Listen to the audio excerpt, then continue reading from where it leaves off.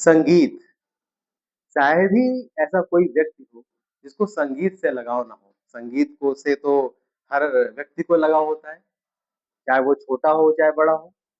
आजकल तो रिसर्च हुई है कि संगीत अगर कोई गाना बज रहा हो तो भैंसों के सामने रख दो तो भैंसें भी दूध ज़्यादा देने लगती हैं। तो संगीत एक है ही ऐसी चीज़, वो मनुष्य की आत्मा से जुड़ा हुआ है। 4 वेद हैं, उनमें एक वेद है सामवेद। सामवेद में यही संगीत और गायन का वर्णन है और कहा जाता है कि भारतीय संगीत की जो व्युत्पत्ति है, वो सामवेद से ही मानी जाती है। ये कहा गया है।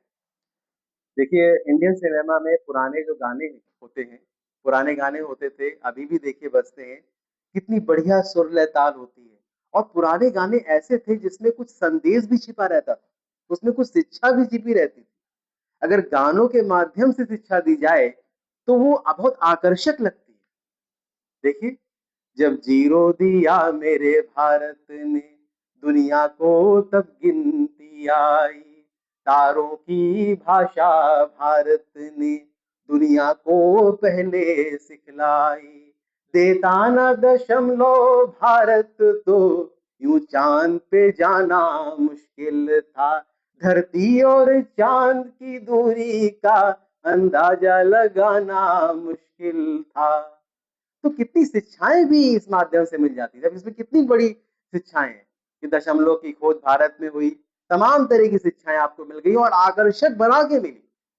तो संगीत के माध्यम से अब कुछ लोगों के गले में भी माता सरस्वती की कृपा होती है। माता सरस्वती को गायन वादन की देवी माना जाता है ना, तो कुछ लोग की बोली में ही संगीत होता है।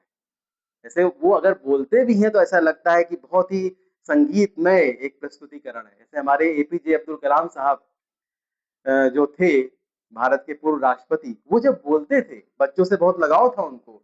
थे साइंटिस्ट लेकिन शिक्षक भी बहुत बड़े थे वो, और शिक्षा देते थे तो कितनी प्यारा लगता था किस तरह से बोलते थे।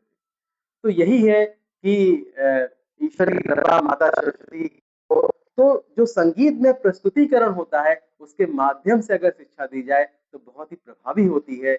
बहुत बहुत धन्यवाद।